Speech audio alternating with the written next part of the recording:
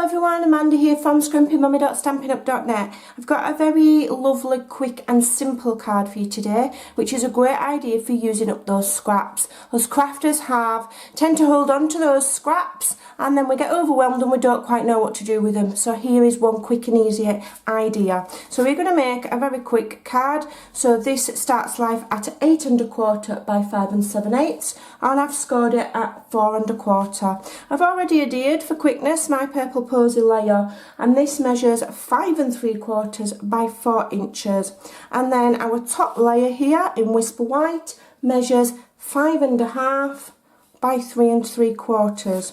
Okay, so what we're going to do first of all is we're going to do some stamping on here, just a really quick and easy sentiment which I've taken from Butterfly Gala.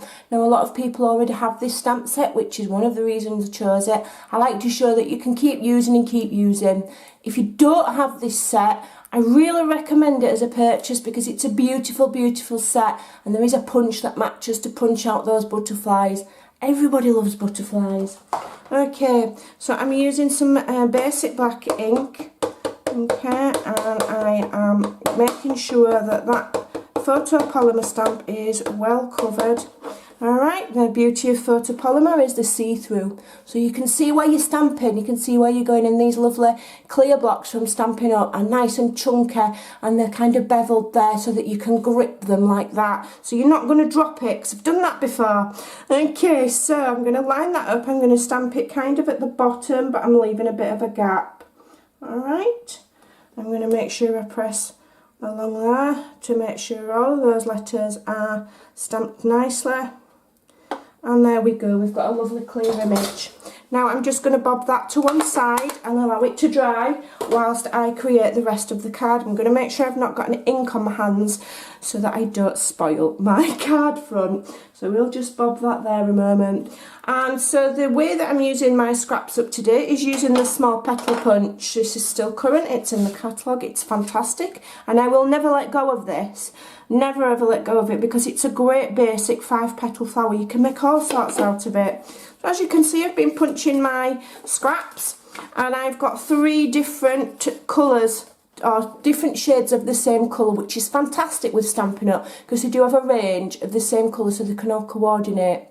So we've got Purple Posy, Highland Heather and Gorgeous Grape. If you don't have coordinating like me, you can just use random scraps, it will look just as pretty.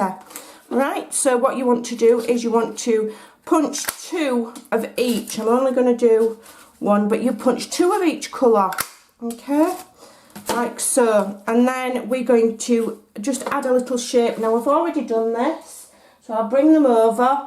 So I've got 2 of each and I've shaped them. I'll show you very quickly how I shape them. I use a ball tool, but you could use the end of a blunt pencil or the end of a ballpoint pen. You can use anything that's really got a nice rounded shape at the end. I just rub it on the back of my hand to add a little bit of oil, and then you go from the outside in. So from the outer edge of the petal, I push and drag, push and drag, push and drag, and the better you push and drag, the more shape you'll get. Look, you can see it curling up. Then you turn it over, you go for the centre and you push it inwards. This is just a foam mat. You could do it on you know, several sheets of thick paper, or use an old telephone book or something, or catalogue, something like that, and that shapes them so they're ready. So let me just bob those to one side and see if my stamping layer is dry.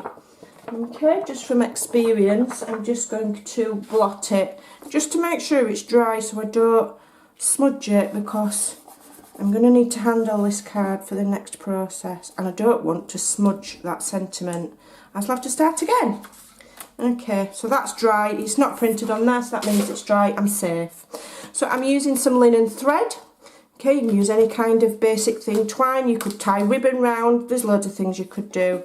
Right, so what I'm going to do is I'm going to just grab, I've got my sellotape finger here. So I'm just looking for kind of the middle, and I'm just going to attach my linen thread with sellotape. It makes it easier than tying things in a bow. So what we're going to do is we're going to wrap it around, okay, 3 times. 1, and each time I'm going to try and cross over. 2, and cross over that way. 3. Alright, And I'm going to go to the back, tape it down, trim it off. Alright, so that's a quick and easy way of doing that so it doesn't move. Moving my sellotape out the way, nobody will see that, they won't know. Alright, and then I'm going to just adjust those a little bit so they look like they're crossing over each other and it looks pretty. So you'll be able to just move them about a bit. Alright, but it doesn't have to look pretty, it's meant to look a little bit kind of rustic and random. That's the idea. Random, not random, if you know what I mean. Right, so there we go, so that's very, very prettily done. So then we bring back in our flowers. Alright, have I got my pearls ready? So I'm going to put some pearls in the middle of each one as well. There they are. And I also need my pokey tool, which is here. Right, I'm prepared. So I've got my set of flowers here. I've got 2 of each. We're going to adhere these to the card now. So what you want to do is start with the lighter colour at the top. Okay. Is this going to be all blocked up and not allow me to use it? It might do. I might have to pick a different glue. Let's see how we go. There we go. Okay, just a tiny dot of glue. You don't need an awful lot. Alright. So work out where you want them. One there. Just hold it for a minute while it dries. A bit of glue on the next one. And then space it, make sure they're facing the same way up with the petal at the top, and that you've got even spacing there and there and there and there. And then what you want to do is you want to start at the bottom.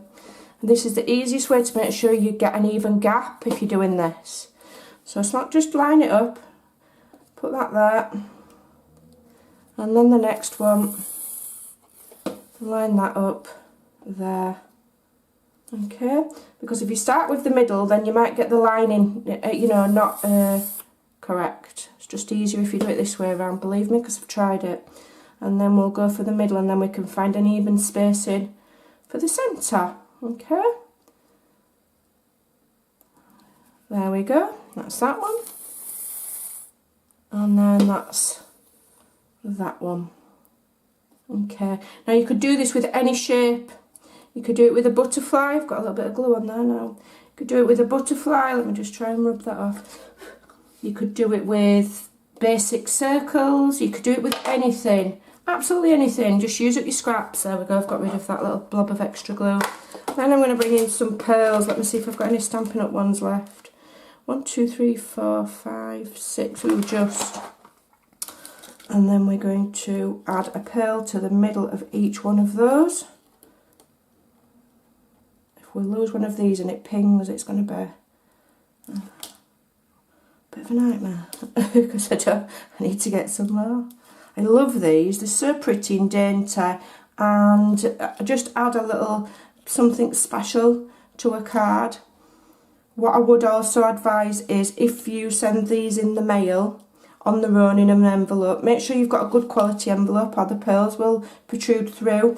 A way to stop that is to add just an extra piece of scrap card to your package, so that it's like layered over the top like that over the pearls before you put it in the envelope. There's another tip.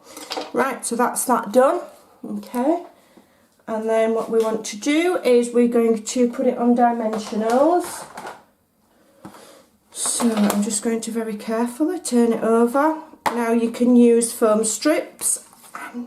For some reason, I'm not a mad fan of foam strips. I find that they make the card curl up. I don't know, that could be just me. So I'd just rather use 120 dimensionals instead. That's just my personal preference. That one's gone too close to the edge. It'll be alright. Okay. One on each corner. One in the middle. Put one there. One there. And one there. Okay, give them all a press. Remove these. Like I say, you can use any kind of scraps. You don't have to colour coordinate, but it does look pretty if they do. You can use any shape: butterflies, flowers, circles, little squares, little triangles. Just punch them out and dot them on. And they're it's a great way of making a quick and easy card. Okay, doke. I'll just get these off of here. I've ended up with 2 on there because they were stuck together. Not to worry. Okay, now obviously if you're not bothered for dimension, you want it flatter, you can just glue that and add that on. So let's bring our card base back, and I'm just going to lift it up so I can see what I'm doing. Okay, so I want a nice increment and I want it straight as well. Okay, is that right? And that bob's on there. And then just with that extra pop of colour and the background layer, it just helps that look even more wonderful. So there you go, give it a try, use up them scraps. Thanks for watching, bye.